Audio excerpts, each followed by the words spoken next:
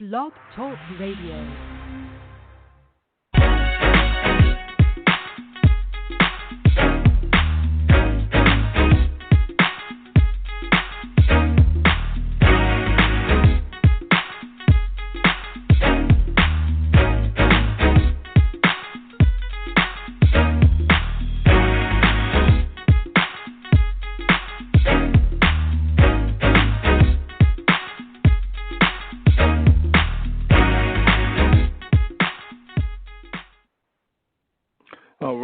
All right. Good morning. Hey, thank you for tuning in to Locker Talk on the Bachelor Pad Radio Network, where you hear about NFL stars of tomorrow today.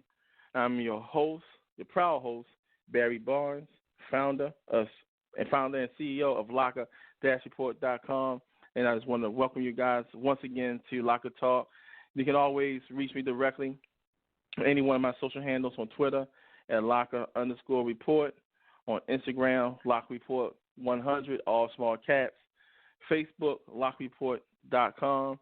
And you also can simply shoot me my email via at barrybarnes@Locker-Report.com. Well, it feels so good to be back on air again. It feels so good to be able to talk to you guys once again about football, sport that I love.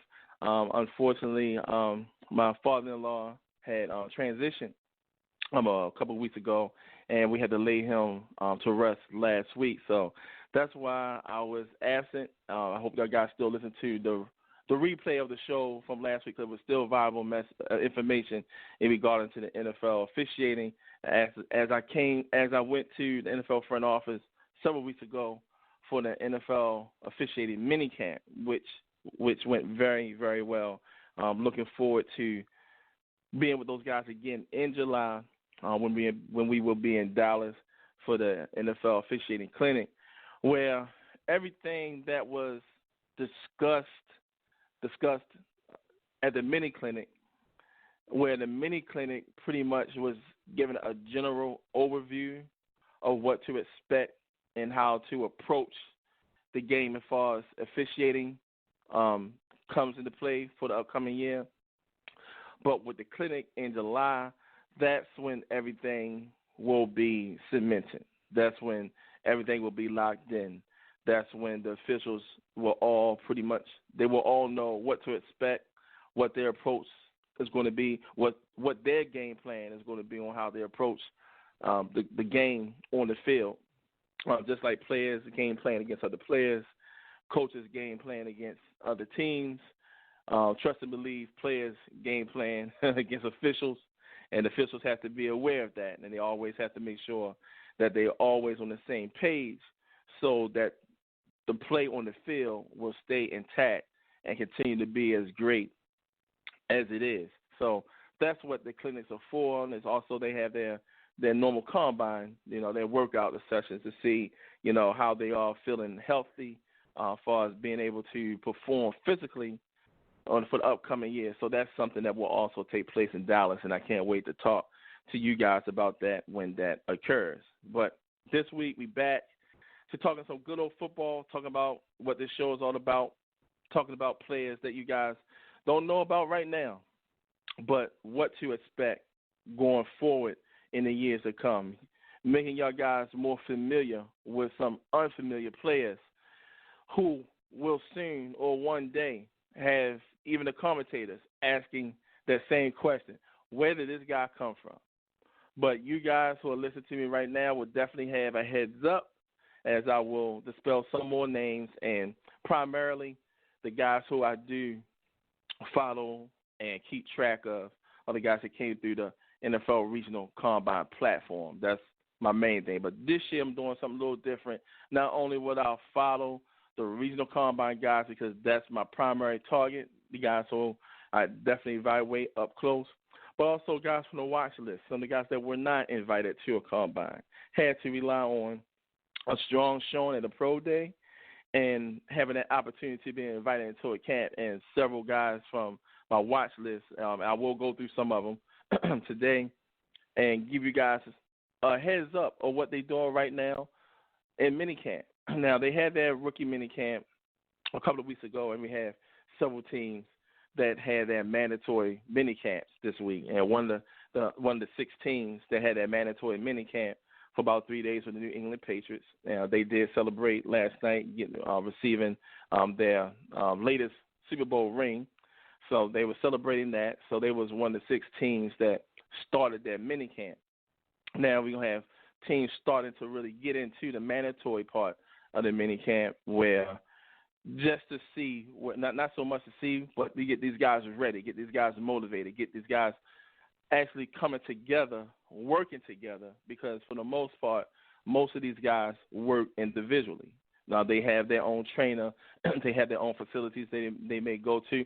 Some players, especially the younger players that don't have that type of money just yet, a lot of times they will use the facility, which the doors had opened up for those guys in March. So you have a lot of young guys taking advantage of what's at the facility to get themselves in shape and preparing for this year.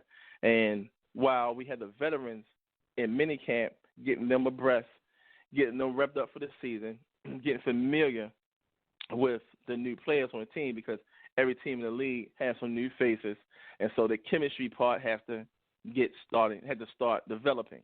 So that's where we have on the one end with the veterans. Now, when it comes down to the rookies, primarily the unknown guys, they don't have the time right now to even worry about necessarily finding chemistry or playing at a certain level. Right now, their whole focus is making that team. Now, with them performing very well, play a major role? Absolutely, definitely will. But instead of these guys coming back, kicking back, high-fiving other players are there, their mentality is totally different, because they know that it's not a guarantee. They know they're going up against guys that were drafted primarily in the later rounds, other undrafted players that's on the team trying to make it. Then you have some veteran guys that have been in the league but still trying to find a job to stay in the league. Now, with all of that being said, when we have these undrafted players, they definitely have a lot on their plate, and they definitely have to perform, especially these small school guys. And that's where it lies in trying to make an NFL club. Very important at this time of year. And one guy to bring up who actually been bounced around so far, going towards his third team, someone who I'm very high on, and running back Dominic Bagalon, who came from Lehigh. I know you heard me talk about this young man since his workout at the regionals in Kansas City. Surprised that he was not drafted, but trying to find a spot right now is I'm not going to say difficult, because he's getting his opportunities. He was invited to work out with the Giants. He was invited to work out with the Texans, and now this weekend he's been invited to work out for Jacksonville Jaguars. Now, 2 of those teams definitely need consistency in the backfield. I lied, the Texans and Jacksonville Jaguars. Leonard Fournette, can he stay healthy? Do he need some help? There, he does. Do the Texans need a running back, a number one? Absolutely. With Saquon Barkley, the phenom running back from last year for the New York Giants, he's locked in. He's that franchise running back, hands down. But do he himself need to get a little rest, a little breather to help him out? Yes. But the Giants don't necessarily would need Dominic. But the Texans and the Jaguars definitely will need him, or need someone of his skill set.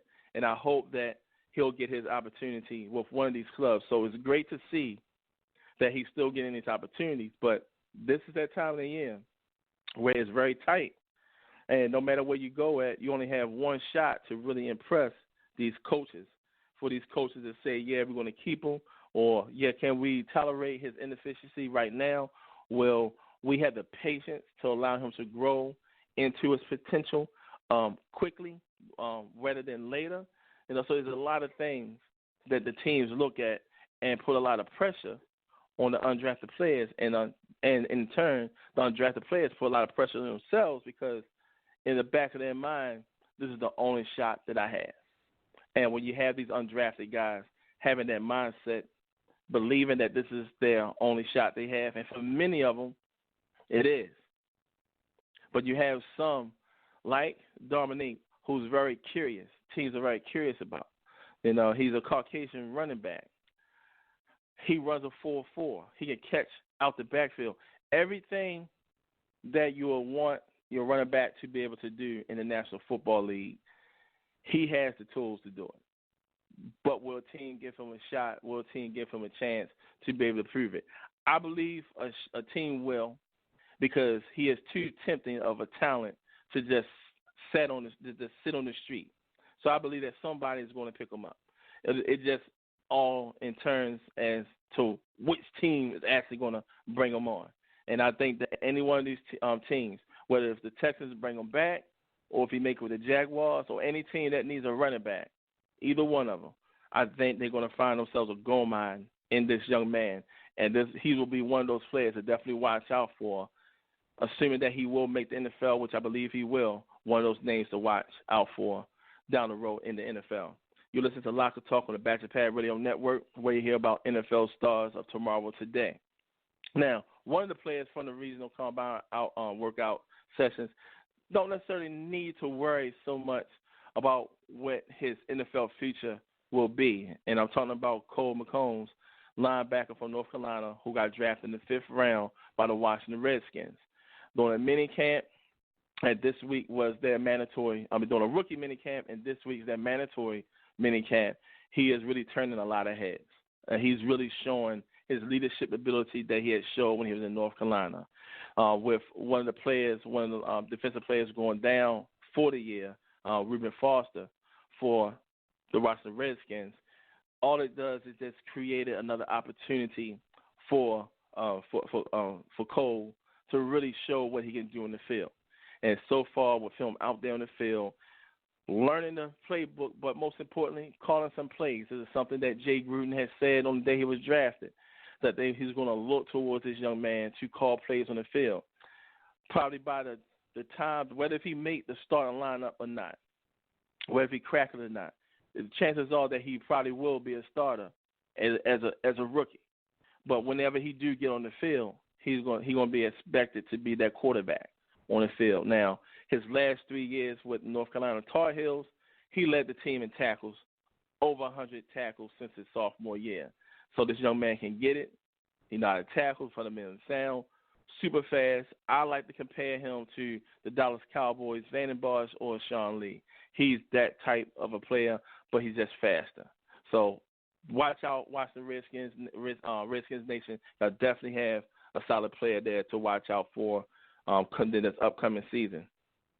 Now, Teron Johnson, wide receiver for Oklahoma State, he was actually forgo his senior year. He thought he was NFL ready now instead of waiting to next year. Would his chances of getting to the NFL, or better yet, being drafted, would have been better next year? Absolutely, because he really showed a lot in a short period of time at Oklahoma State. But he felt as though in his heart that he was ready to go, that he was an NFL player now. He's NFL ready now. From watching his workout, understanding him, talking to him, I can't disagree with him. And right now he's showing that with the Houston Texans. As soon as the moment he got there, he took off like a rocket, showing that he can be in that lineup with some solid players that's already there. You have Hopkins there. You also have Fuller that's coming back from an injury. They're already going to be explosive with those two guys. Now, my guy from the regional combine from last year, Vincent Smith from Limestone College, the first player to ever get to the NFL through the pipeline of the regionals. He's a part of that squad. He caught a big touchdown pass last year. He's working his tail off right now, knowing that the team is going to need him to step up a little bit more. Bill O'Brien allowed him to slowly come in and learn the position and learn the playbook, and had a lot of patience last season as he showed that he is an NFL player. This year, he's ready to jumpstart this whole thing, ready to kick butt. He's working out. He's going to be one of those guys that's going to fill one of those roster spots, and Johnson is showing that he can be a part of this too. So I'm looking forward to seeing him doing great things in the league as well. You listen to Locker Talk on the Bachelor Radio Network, where you hear about NFL stars of tomorrow today. And sure to check us out on TuneIn. We're going to take a quick pause, come back, pay some bills, be back in 30 seconds.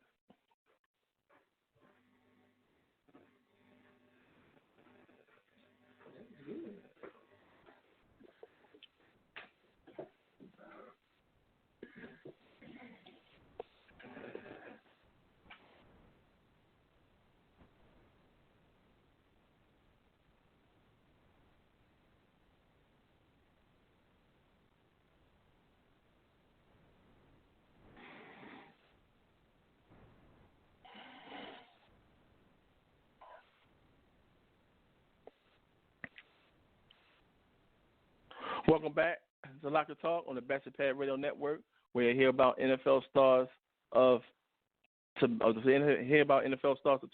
today.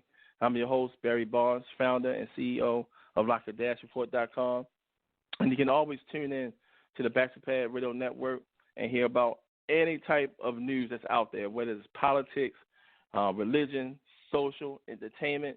We have everything locked down on this network, and you can always listen to this network also on TuneIn.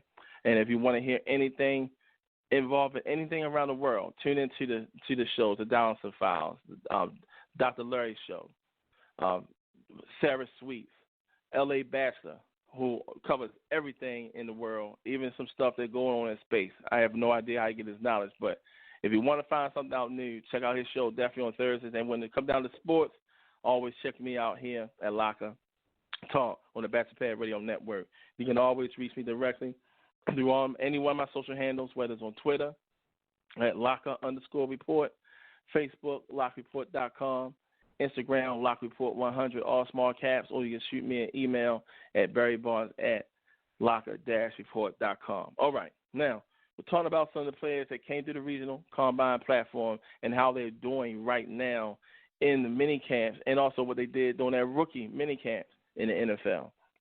We talked about Cole McCombs for the Washington Redskins. We talked about Dominic Bagalon, who's going to get another workout, but this time with the Jacksonville Jaguars, and also Tyrod Johnson, wide receiver from Oklahoma State, now working out with the Houston Texans. Another young man that was very unique in his defense prowess, I would say, was Kyle Williams from Tennessee. Kyle Williams is pretty much a no-nonsense guy, very quiet, but he's all about his business as a football player. He's with the New York Jets right now, and right now he's really showing that he can be one of those centerpieces there quicker rather than later. I feel confident he will make this squad, knowing that he's going to be there with a guy like C.J. Mosley, who formerly was with the Baltimore Ravens, who is a leader on the field. I think with him being around a guy like him can help speed up the process as far as with his NFL NFL IQ, his football IQ. His IQ in football is already high, but bringing someone who's a tactician like a C.J. Mosley, I can see Kyle benefiting from him and really showing will show some things during this preseason. I'm confident that they're not going to let him go. The Jets will be crazy. Although the Jets do make some questionable decisions, and they have done, of late and also in the past, but I think that they definitely going to nail down this one with Kyle Williams being there, being a big part so far, showing a very impressive sighting. He's also going to be there. He's also there with another regional combine veteran, also a pioneer, named Brandon Copeland, who is legitimate linebacker. Last year, he pretty much showed that for a linebacker, he can get to the quarterback. He had 5 tackles. He had a career year last year with 5 sacks. He had 39 tackles, and he had some pass defenses he can drop back into coverage.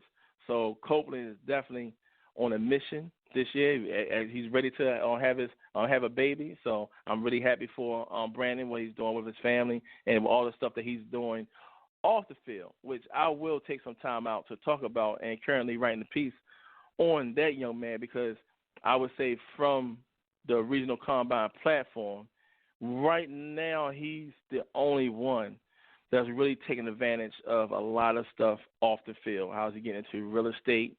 how he's really getting into flipping homes, how he's challenging and making himself better as an investor on the stock market. Stay tuned to hear about that story. And he's definitely a young man from the Maryland area. Really happy for him. Definitely going to do a piece, on him, working on that, getting all the information and communicating with him on what to put out there, getting all my reports, because that will be a very interesting story to hear about someone coming off the field from the regional combine, doing something really big off the field. Now, Adam Thielen, wide receiver for the Minnesota Vikings, he did start the Thielen Foundation last year as he helped out area hospitals in the Minnesota area. So he's doing big things off the field as well. But Brandon he's doing it. So stay tuned to hear more about his story. Also, the New York Jets have another player, Fred Jones, who is a defensive tackle from Florida State University. He's in that mix as well. Very fiery defensive tackle, very high motor. He definitely want to make sure that he keep his balance, so to speak. Sometimes he can overplay to the point that he'll probably flip, he probably be a little sloppy. But I'm quite sure being around more professionals, knowing that he have a huge upside, I think it's going to benefit him tremendously, being with the Jets Foundation and that whole thing with that team and also the teams in that division. Their goal is to stop number 12. And the Jets right now is showing that they could be one of those teams that can quickly get after the quarterback.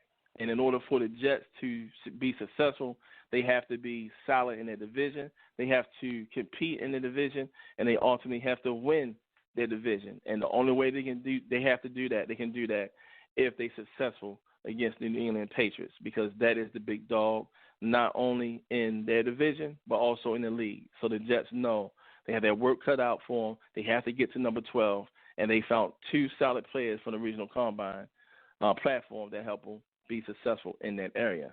Now, JT Linter, he's a quarterback that also one of the quarterbacks that came through the regional combine platform. Out of the four, he's the only one that's on a roster spot right now. He's with the Kansas City Chiefs. We know he's not going to be the starting quarterback. We know that Patrick Mahomes got that locked down for the next 15 years, so we know there's no competition there. But every starter needs a backup. And with what Linter is doing right now, he's showing some promise there. Now, the last quarterback from the regional combine platform that's really doing an extremely great job in the league is Nick Mullins. Nick Mullins for the San Francisco 49ers stepped in last year when Jimmy G got injured, when C.J. Beathard showed that he was not a quality quarterback as he struggled a lot.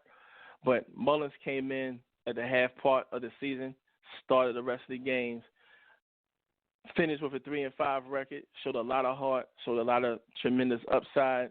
There was some balls that didn't always go his way out there, was very competitive against some tough teams during the part of the schedule where the 49ers was facing many, many tough opponents, and he was there sticking through it. I think he only got blown out just one time, but he's shown a lot of promise, but he's been the best quarterback to come from the NFL Regional Combine platform to really succeed in the NFL and show that he's an NFL caliber quarterback. Now we have another quarterback from the platform in Joe Callahan, who's with the Bucs, working out with the Bucs right now as we speak. He originally was with the Green Bay Packers 2 years ago, bounced around to the Saints, then to the Browns, then back to the Packers, and then last year he was in the Eagles camp for a period of time, and then he wound up finding himself later last season on the practice squad with the Buccaneers. So anytime you have a player that's bouncing around the league from team to team, it shows that they have something. Teams want to see what they have, what they have in that player, and with a good reputation, a good coaching, and a good name and a good work ethic, it will help you. And right now it's showing. Right now, Callahan is showing that, especially coming from a Division III school, from Wesley University. So for him to still sustain an NFL career and still have an opportunity to be someone's backup says a lot. Jameis Winston need a backup knowing that Fitzpatrick is gone now. If he can lock down that backup position and put himself in a spot where he can grow under Bruce Arians, who for many years looked at towards being a quarterback whisperer for what he did with Ben Roethlisberger up in Pittsburgh, that he's in a good spot. He's in a good area. Now, JT is looking to be that next regional combine quarterback to be successful in the league, and he's doing well right now, quietly, over there in Kansas City. But with the Chiefs, the big guy that's actually making a lot of noise from the regional combine is Joel Burrell, who's a defensive back from New Mexico State. He looked great out there. And so the Chiefs need help in the secondary. They may have got a steal through him. So right now he's working his tail off down there, right there in KC, really showing what he can do in the NFL, which is something that I know that he and his agents are really pleased about. So I'm looking forward to continuing seeing his success while he's with KC, especially on the squad that needs him. And I can honestly say that from all the players that came through the regional combine platform, there were 15. All of them are pretty much at a spot where their position is needed. So it really says a lot about how the teams is using that platform, plucking out the right players to put into their scheme to find the best success for them. Now, Antoine St. Armor, who came from Georgia Tech, he's with the Minnesota Vikings. He had a killer workout in Kansas City, but when he had his pro day, that's where he had hurt his hamstring, so he didn't finish. So oftentimes when you get yourself into a pro day, you hurt your chances of being drafted, but it will not hurt your chances of getting signed by a team, especially if you are highly productive. He's one of those guys that's highly productive. Can the Saints use another edge rusher, someone to get to the quarterback? Absolutely. And St. Armor is one of those players. He is extremely athletic. He's freakishly athletic as an NFL player. So it's going to be really interesting seeing how he will finish with the squad. Do I have hopes that he'll make this team? I think he will. He's in a good environment there. I saw knowing with a guy named Adrian Griffin, who's a leader, who's a rusher himself, and he battled with some off-the-field issues last year, and they know they want to get some consistency on the edge rushing part, which hurt their chances of even getting to the playoffs last year because they really could not get the stops they need on the field. And I think that St. Armor is going to be one of those players there that will help them get to that level that that the Vikings need to be successful on the defense side to help out that offense. You listen to Locker Talk on Bachelor Pad Radio Network, where you hear about NFL stars of tomorrow today. Now, some of the players from the watch list that were not invited to no workouts, but only had pretty much their pro day to sustain on.